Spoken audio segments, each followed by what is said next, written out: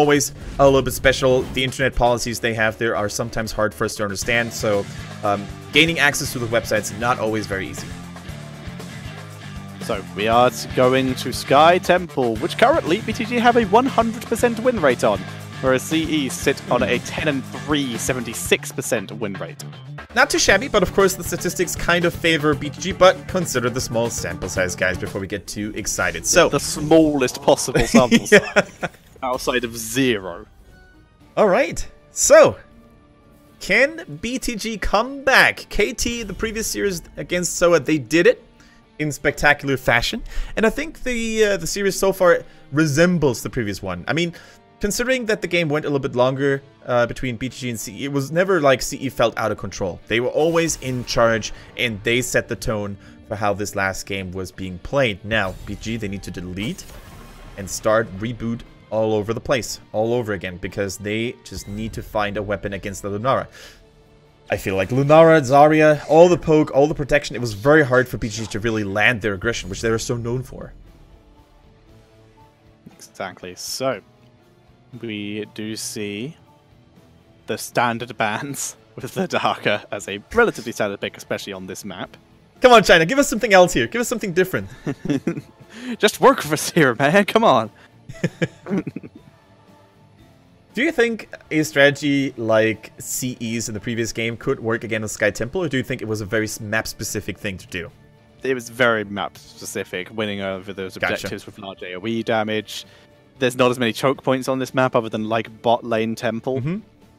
Also, the fact that there could be 2 temples spawning would naturally force CE to split themselves up, and you got the feeling that their team comp in the previous game could only work as long as there were 5 people together. As long as one component was missing, like the Zarya, for example, or Lunara, I don't think they could have taken any fights at all. I would agree. That would have been much more rough for them.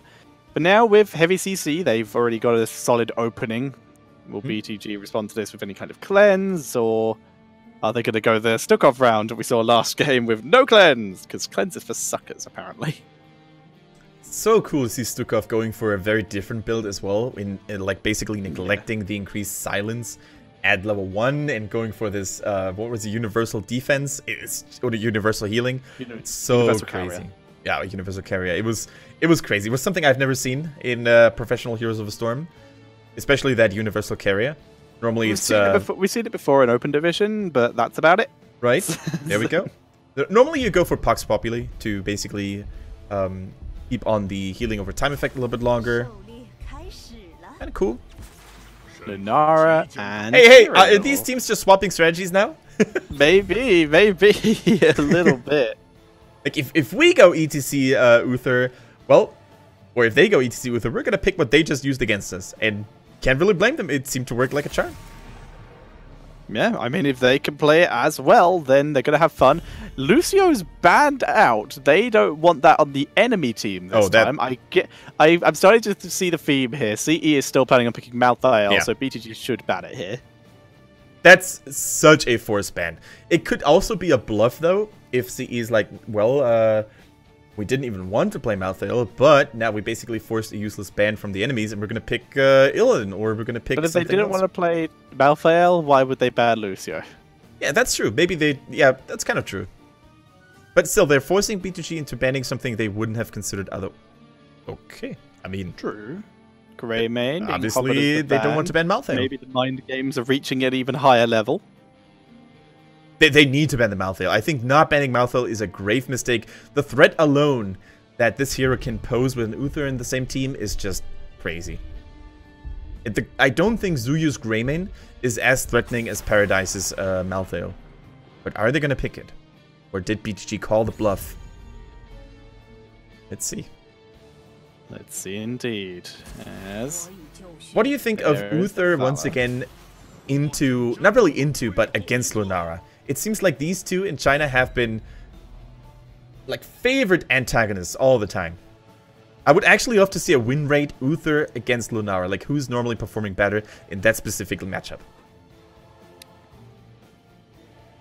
Because on paper, everyone is like Lunara, right? Lunara is a natural counter. It's known. Yeah. I would definitely say that Lunara has a higher win rate. Like, I'm reasonably sure on that in terms of when they're against each other. Yeah. All right, we still see a double support comp coming out here for CE. Very solid, no Tassadar, but Rhaegar will do the job. Keep in mind that Rhaegar could also work really well still with that Malthael. Like, if you have Divine Shield and the Ancestor Healing, your Malthael is very hard to kill. But then again, Alufal is a support Uther player that likes to go for Divine Storm more than I feel any other support in the league. That is an excellent point. I would agree with you there. Alufal does like that Divine Storm, especially when he's against stuff like Genjis or anything like that. Wow. Speaking of Genjis, there it is. And a Malfurion coming out as a solo support. I like it. I like it because what's the best way of shutting down a Malthael? Well, you deny him from actually using his Q to heal himself. And the silence coming in from the... Okay, oh, what, Tetra, here's something crazy. I talked to Yellow Flash, who's a well-known Open Division player in Europe. Yeah. And he was telling me the other day that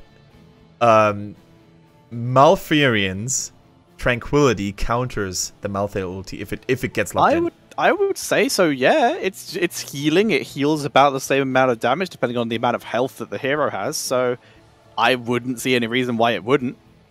I want to see that right now. I'm not sure if Paradise is not gonna, like, maybe pick the Sonya still to basically bamboozle the opponents, but... Oh! A Thrall. Huh. Neat. Double support Valor, double support Thrall. Alright. Wow. Like I did not see that one coming. I have yet to see the synergy. That in a double support comp, I'm not sure if Thrall adds enough killing potential to get anything done. There's no Kalthus in ranks. There's no Jaina in the ranks where you could say you combo off the Earthquake so nobody can run away from the Ring of Frost or something like that. I'm really excited to see how much of an impact Thrall can have in that game, Tetra. Is there anything you could spot that I failed to spot? Huge sustain. That's what I'm spotting. Thrall has like some of the most self-sustain out of any hero, really. Gotcha. Slows. Lunara's on the other team though, so you can't like combo Earthquake. Maybe just the Thundering for just teamfight potential, interrupts ETC. They can land it right. There's potential. Right. So you're leaning towards the Sundering a little bit more? I think so. I think the Disruption can be a bit more useful than the alternatives. So, which heroic ability is Thrall going to go for, and how is he going to fare against all that poke coming in from Lunara? It remains to be seen. However, there's a double support backline behind the Thrall. Rhaegar and Uther. That's exceptionally powerful when it comes to keeping individual targets alive. And once again, I'm not really convinced by the draft that CE brought to the table, just like I was in Game 1, and we all know how that turned out. So maybe they can surprise us once again. We're going to find out, ladies and gentlemen, Game 2 between CE and BTG.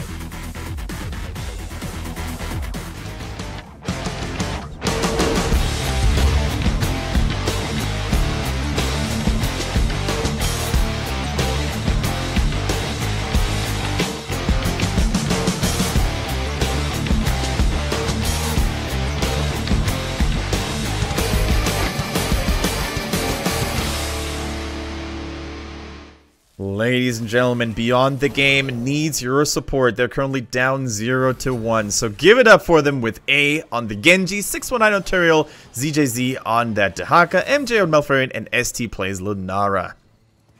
Whereas on the right-hand side, it is going to be Challenge, currently 1-0 up, with Alufal on Rhaegar, Wind on ETC, KTY on Uther, Paradise playing the Thrall, and Zuyu is on Valor.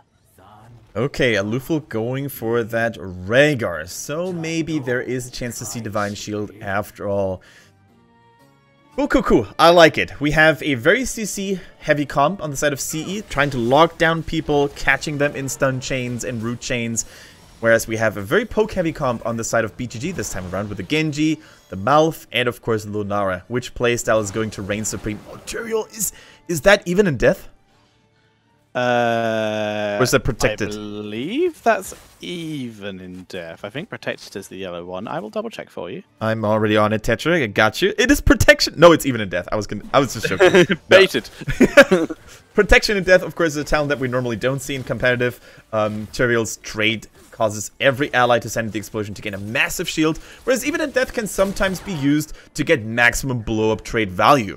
And already they're trying to... More damage, less problems. Yeah. And of course Tyrael can use all of his abilities while in Archangel's Wrath form, which is kind of nice. Exactly. Oh my so, goodness. we do see Genji dancing around, being a bit of a pain. Zuyu gets pressured, clutch heal. Uther arriving just in time, but not only the save. Genji's knocked back. Revenge Valor, multi-shot, and Zuyu gets revenge.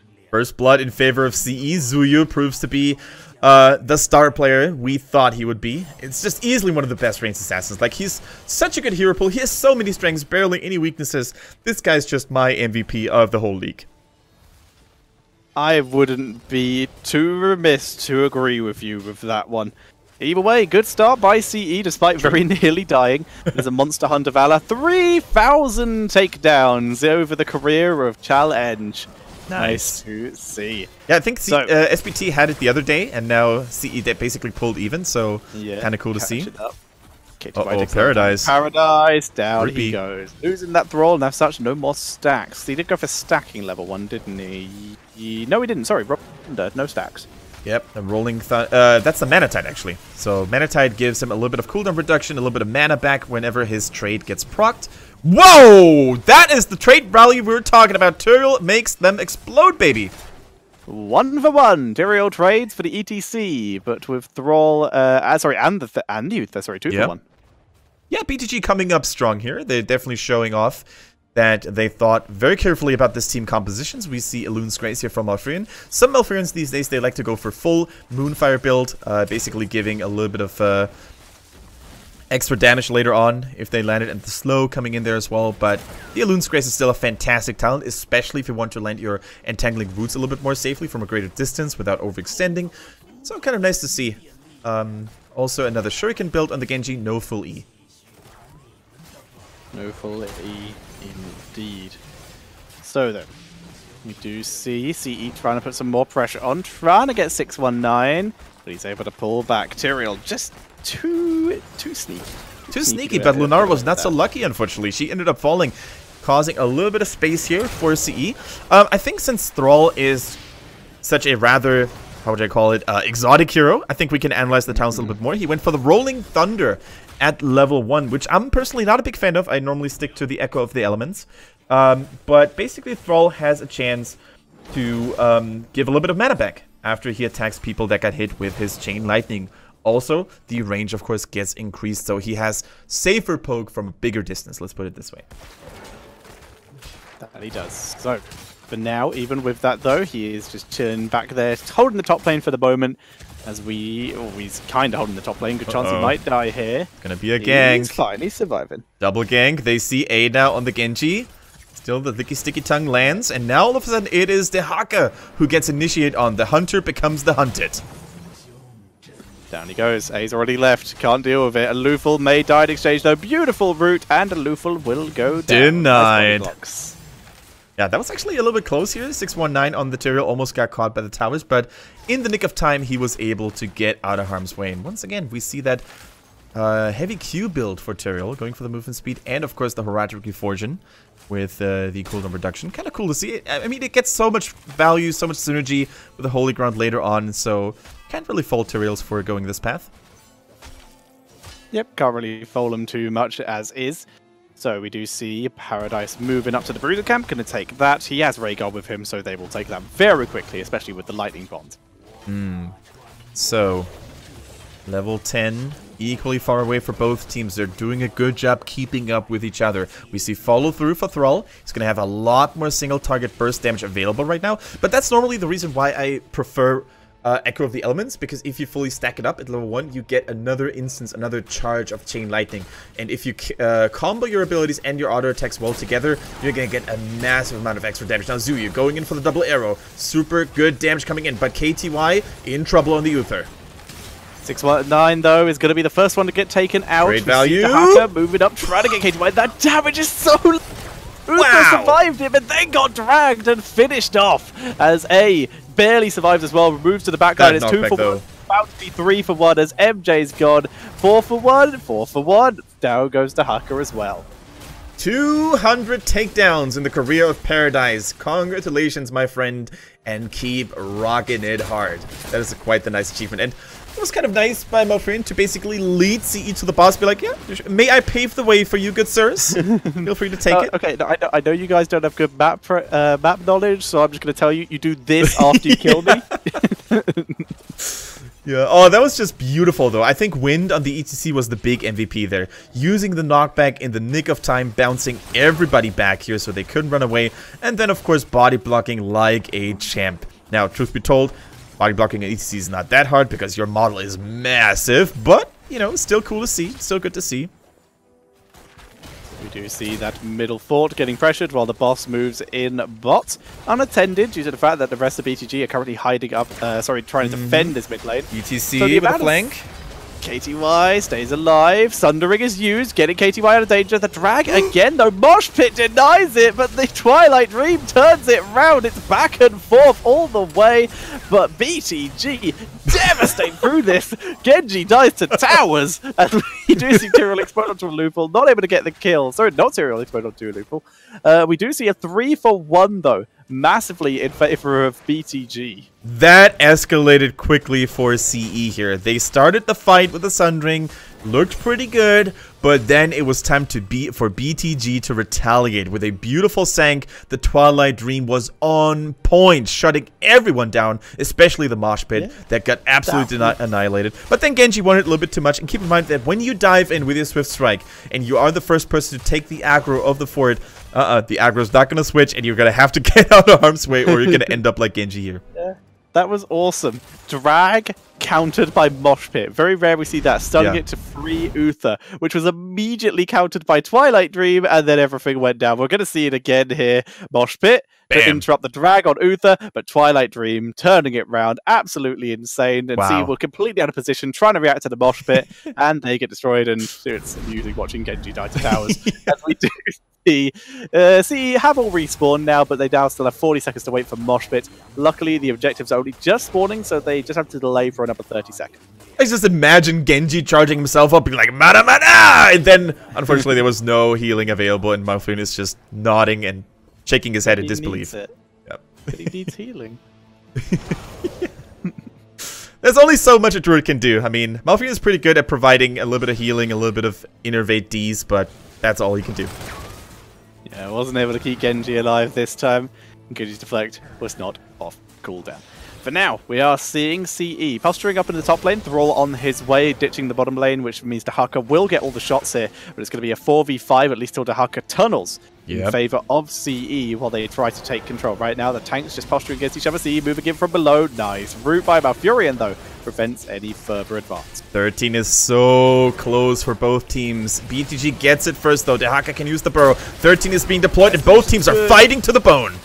Isolation's really good on Alufal, but he's still blind, but not silenced anymore. Gets a heal. Ancestral keeping Thrall alive. ETC silenced by the Twilight Dream, able to retreat backwards, but they've already lost Uther, who is dropping some really good healing. Zuyu's getting some crazy damage to the Sanctification, though, keeping Tyrael alive, nearly baiting everyone in. And they're not able to get a kill. See, they lose Uther and don't get anything. How often do you see a team fight, ladies and gentlemen, where all 10 heroic abilities are being used and nobody ends up dying? That was just crazy patience by both teams. Very untypical for China, but really speaks for the quality of the individual teams here. Fantastically done. All the big cooldowns were used, yet nobody ended up dying. And as such, the next team fight, I think, is going to end a lot more abruptly. Now, I think what we actually saw there was the second part of Isolation actually getting value, because it was cleansed, and Rhaegar was just in wolf form right next to Uther, who was dying, and didn't heal him, because I don't think he could see him. That was crazy. Alright, but we can't deny the fact that BTG is catching a lot of momentum. They're definitely the team that sets the tone in this game, having a full level lead, gaining more structural damage done up to this point, and just basically even taking... Oh my goodness, CE is going to have flashbacks from last week. This mercenary camp with the one just paving the way for a core call. 5-man port. Nope, don't want it. Also just noted BTG are currently using Fnatic banners. I'm kind of down. As we do see CE, they are actually rotating up to prepare to defend this and see if there's anyone still hanging around they can catch out. They do not want their keep to go down so early like happened last season. No longer are they willing to ignore the threat that this Bruiser camp is basically posing, because for those of you who weren't watching last week, guys, when they played the 1, they basically fell victim to 3 mercenary camps in a row, like taken by the 1, and to the point where they actually lost the towers in the top lane. Only the keep was naked, and then at some point the 1 just decided to go core against a full 5-man defense roster, but CE couldn't take it, and Illidan was too powerful. Hugo making a name for himself. The route is good. The extra radius at level 16 proved to be a little bit of a problem. CE is split. That's bad. Isolation. Sanctification. Not sanctification, sorry. The ancestral healing keeping zoning mosh. One-man mosh pit, at least for a little bit. And like you said, good zoning.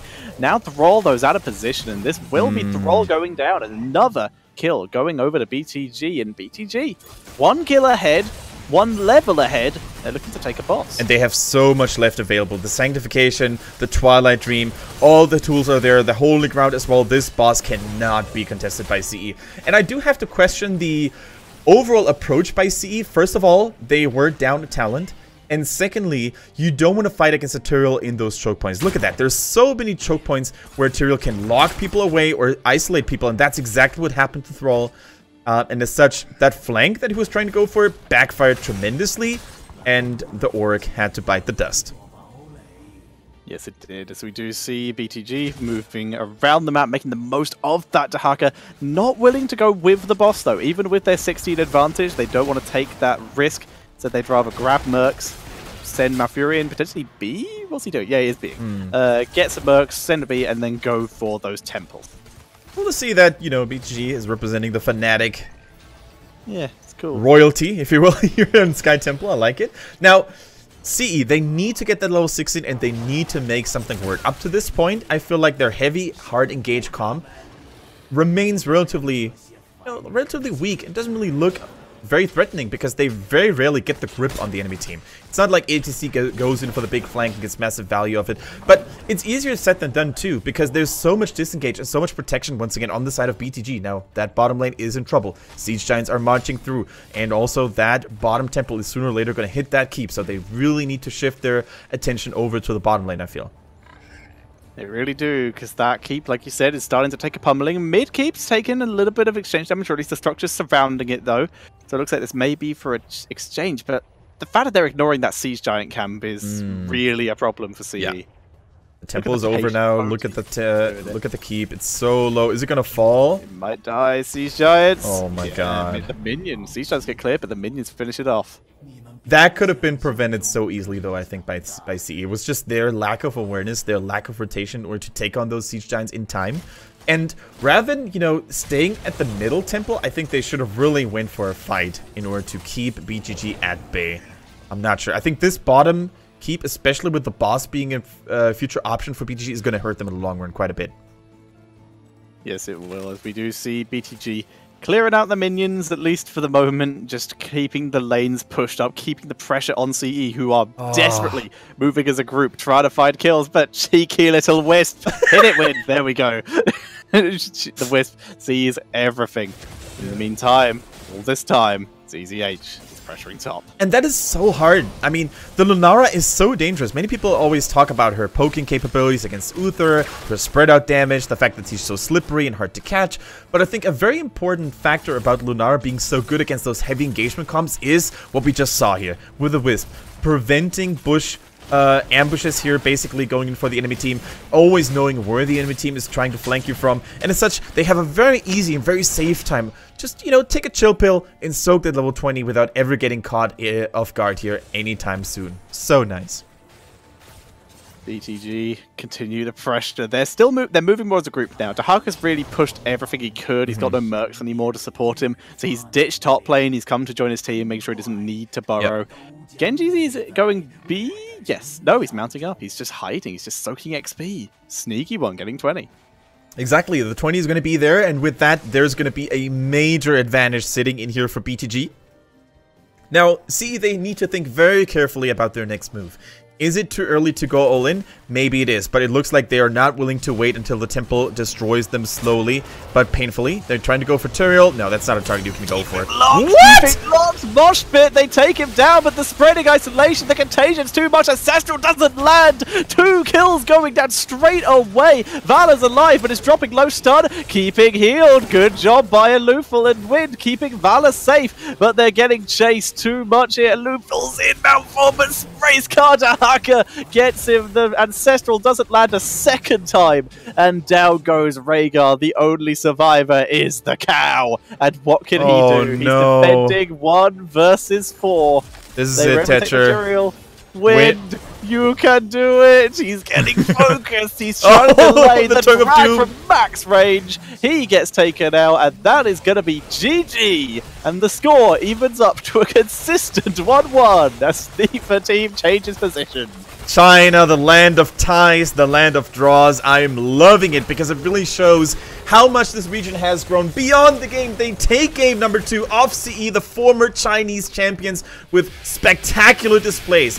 Once again, underlining and cementing the value of Lunara and Turiel. They work so well together, but I just have to question CE. Did you really have to go all in there? I was not sure. Going for the Turiel that even went for even in death to get maximum value from his trait, denying the Ancestrals over and over again. It was harsh, Tetra. It was a little bit harsh. The beautiful contagion as well from Dahaka, just ruining the Uther. And once again, that is a big reason why he was killed up before the Ancestral could land. Very nicely done, BTG. Well-deserved second game of that series, and both these teams gain a singular point and move up to 14 points each, 4 behind Super Perfect Team, who still have to play today, and 4 ahead of the 1. So even if the 1 were able to 2-0 SPT today, they would still be in 4th place currently. They would not be in that BlizzCon spot, but they would be a lot closer.